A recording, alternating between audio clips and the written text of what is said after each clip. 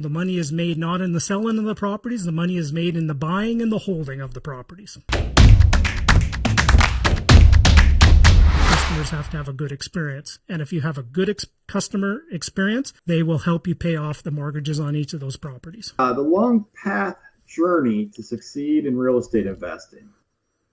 What does that mean? The long journey, the long game, if you will. So a lot of people, when they get into real estate, everybody, if you hear this, will say, invest for the long term, buy and hold, invest for the long term. But a lot of people, if you actually sit there and think about it, is what does that mean? Like if you talk to the majority of the people, if you go onto Bigger Pockets or a whole bunch of different places, I would bet the majority of the people, 80% of the people that are probably on there, have been investing less than 10 years, probably even less than 7 years, right?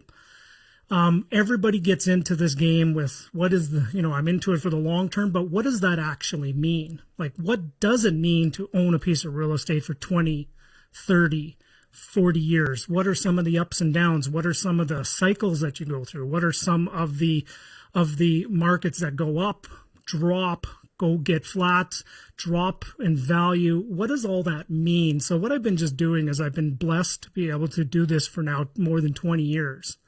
And what I'm now doing, when you've been blessed, you need to be a blessing to others. So what I'm doing is I'm making it my mission to help inspire a next generation of real estate investors on their journey, on what it takes to go the distance, what it takes to get long term. And I'm just sharing all my mentors that I've had over the years, all the resources, the things that I've learned, and I'm just, whoever wants to listen, even if it's on a park bench and talking to a couple pigeons there and a couple of people in the park, I'm just out there just spreading the message, for lack of a better term, sharing the good gospel to a new generation of real estate investors that need perspective long term as opposed to just transactional, what's my next deal? So that's really what the long game means to me. If you were starting over today, Russell, what would you do differently?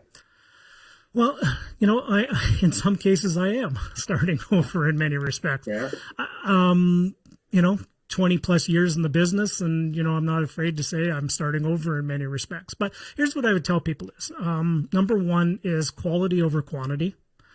Know why you're buying the real estate that you're buying, not just buying it for the sake of buying it.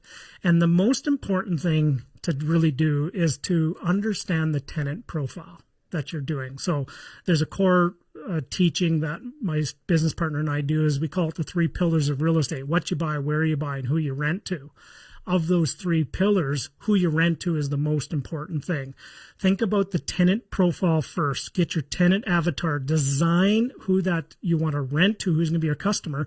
Then pick the area that tenant wants to move into. Then design the house to fit the tenant profile.